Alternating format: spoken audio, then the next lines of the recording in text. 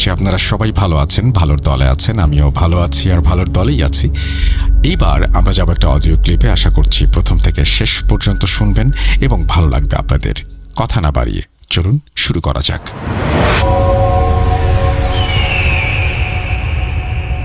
Hello Rasel ভাই, আশা করি ভালো। আমার এলাকার আরও একটা সত্য ঘটনা আছে, সময় হলে ইমেইল করব। ভালো থাকবেন রাসেল ভাই। ভূত.com আরও দীর্ঘজীবী হোক।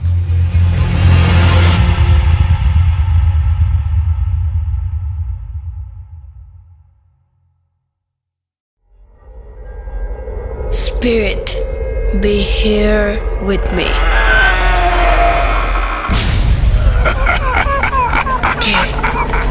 কে তুমি? Voot.com. The fear returns with Russell.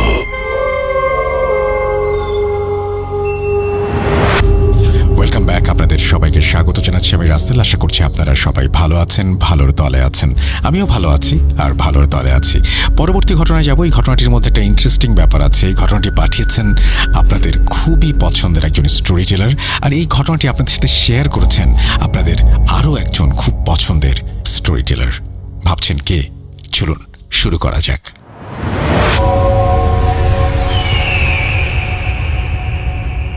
Father সুস্থ থাকবেন এবং মোস্ট ইম্পর্টেন্টলি ভূত.com এর সাথে থাকবেন।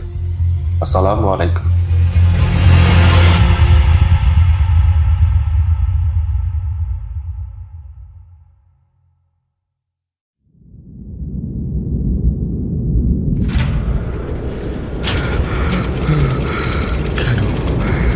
কেন তুমি আসো? আমি শুধু তোমার সাথেই থাকতে চাই। কিভাবে সম্ভব? মৃতদের এই পৃথিবীতে থাকতে নেই। তুমি তুমি চলে যাও, চলে যাও, প্লিজ চলে যাও।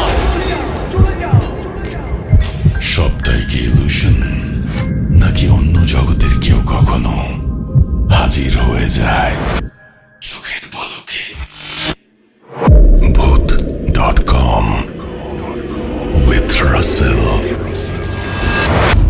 আরও একবার আপনাদের সবাইকে স্বাগত জানাচ্ছি আমি রাসেল। আশা করছি আপনারা সবাই ভালো আছেন, ভালোর দলে আছেন, আমিও ভালো আছি আর ভালোর দলে আছি। আর ঘটনা শুরু করেছিলাম আমরা সাবিত আলমের ঘটনা দিয়ে।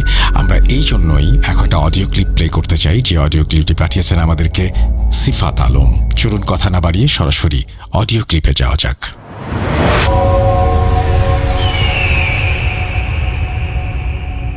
আসসালামু আলাইকুম। একজন ফাদার আমাদের চার্চে পোস্টিং নিয়ে আসলেন। ওনার নাম ফাদার গ্যাব্রিয়েল। একেবারে কম বয়সী সুদর্শন যুবক। উনি রোম থেকে হায়ার স্টাডিজ শেষ করে এখানে ঘটনা শেষ করলেন। উনি চুপ করে জানালার দিকে তাকিয়ে রইলেন। বাইরে তখনও ঝিরঝির করে বৃষ্টি পড়ছে। আমিও কিছুক্ষণ কোনো কথা বলতে পারলাম না। চায়ের কাপটা আমার হাতে ঠান্ডা হয়ে গিয়েছিল।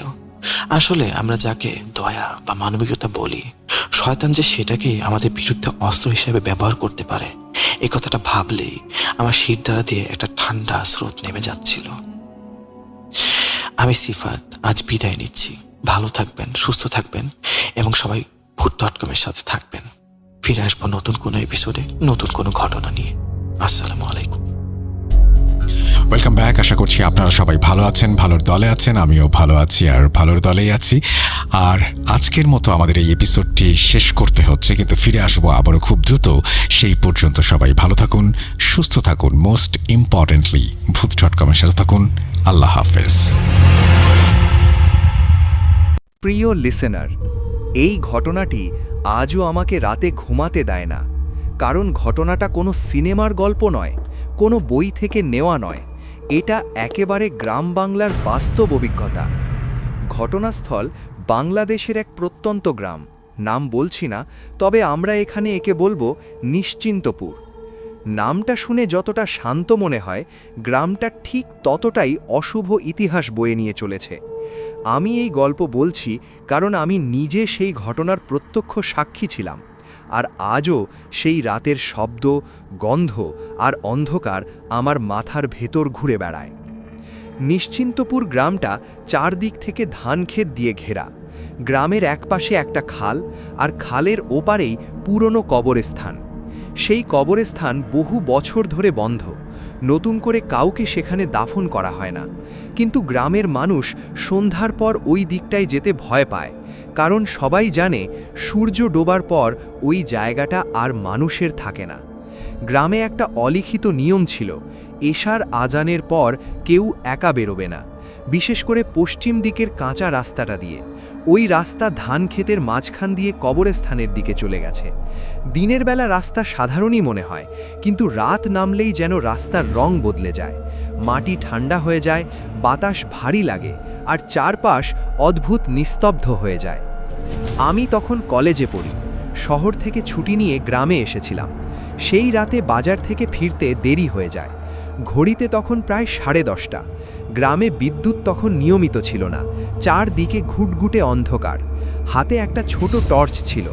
বাড়ি যেতে হলে ওই কাঁচা রাস্তাটা দিয়েই যেতে হবে। মনে মনে অস্বস্তি লাগলেও আর কোনো রাস্তা ছিল না। রাস্তার মাঝখানে আসতেই আমি খেয়াল করলাম চারপাশে কুয়াশা নেই, কিন্তু শুধু ওই রাস্তার ওপর ঘন সাদা কুয়াশা জমে আছে। টর্চের আলো কুয়াশা ভেদ করতে পারছে না। তখনই কানে এলো শব্দ, খুব ধীরে হাঁটার শব্দ, যেন কেউ পেছন থেকে আসছে। আমি থেমে গেলাম। বুকের ভেতর ধুকপুক শুরু হলো। পেছনে তাকাতে সাহস হচ্ছিল না। হঠাৎ কুয়াশার ভেতর থেকে একটা ছায়া দেখা গেল, মানুষের মতো কিন্তু অস্বাভাবিকভাবে লম্বা, মাথা নিচু, কাঁধ ঝুলে আছে। সে হাঁটছে না, যেন মাটির ওপর ভেসে আসছে। সবচেয়ে ভয়ঙ্কর বিষয় ছিল তার পা মাটিতে লাগছে না। আমি তখন দৌড়াতে চাইছিলাম, কিন্তু শরীর নড়ছিল না। ঠিক তখনই সেই ছায়াটা খুব ধীর, শুষ্ক কণ্ঠে আমার নাম ধরে ডাকল, আমার পুরো নাম। গ্রামের খুব কম মানুষই আমার পুরো নাম জানত। সেই মুহূর্তে মনে হলো বুকের ভেতর থেকে শ্বাস বের হয়ে যাচ্ছে। আমি চোখ বন্ধ করে দৌড় দিলাম। কুয়াশার ভেতর দিয়ে দৌড়াতে দৌড়াতে মনে হচ্ছিল কেউ ঠিক পেছন পেছন আসছে। দৌড়ানোর শব্দের সাথে আরেকটা শব্দ মিশে যাচ্ছিল, মাটির ওপর কিছু টেনে নিয়ে যাওয়ার শব্দ। সেদিন কোনো মতে বাড়ি পৌঁছে দরজা বন্ধ করে মেঝেতে বসে পড়েছিলাম। সারা শরীর কাঁপছিল। সেই রাতেই আমার জ্বর আসে। স্বপ্নে দেখি কেউ আমাকে ধানের মাঠের ভেতর টেনে নিয়ে যাচ্ছে। চোখ খুলে দেখি ভোর হয়ে গেছে, কিন্তু উঠোনে এখনও কাদা ভেজা টানা দাগ। পরদিন গ্রামের সবচেয়ে বয়স্ক মানুষ আমাকে ডেকে পাঠালেন। তিনি অনেকক্ষণ চুপ করে আমার দিকে তাকিয়ে বললেন, তুই ওদের একজনকে দেখেছিস? আমি কিছু বলার আগেই তিনি বললেন, বহু বছর আগে ওই রাস্তায় এক ভয়ঙ্কর ঘটনা ঘটেছিল। এক রাতে গ্রামের 7 জন মানুষ নিখোঁজ হয়। পরদিন সকালে সবাইকে ওই রাস্তায় সারি করে পড়ে থাকতে দেখা যায়। সবার গলা কাটা, লাশগুলো যেন টেনে এনে রাখা হয়েছিল। সেই রাতের পর থেকে ওই রাস্তায় আর কেউ একা যায় না। তিনি আরও বললেন, যারা মারা গিয়েছিল তারা মরার আগে নিজেদের আপনজনের নাম ধরে ডাকছিল। সেই নামগুলো নাকি এখনও বাতাসে আটকে আছে। যাকে দেখে তার নাম ডাকে, আর যে একবার সাড়া দেয় সে আর পুরো মানুষ থাকে না।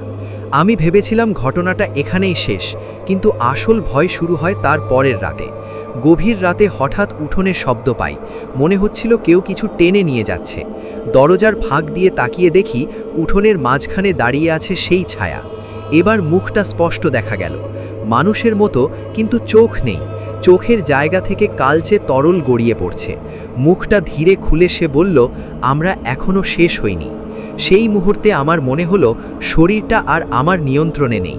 কান্না আসছিল, কিন্তু শব্দ বের হচ্ছিল না। ছায়াটা ধীরে ধীরে আমার দিকে এগোতে থাকে। ঠিক তখনই ফজরের আজান ভেসে আসে।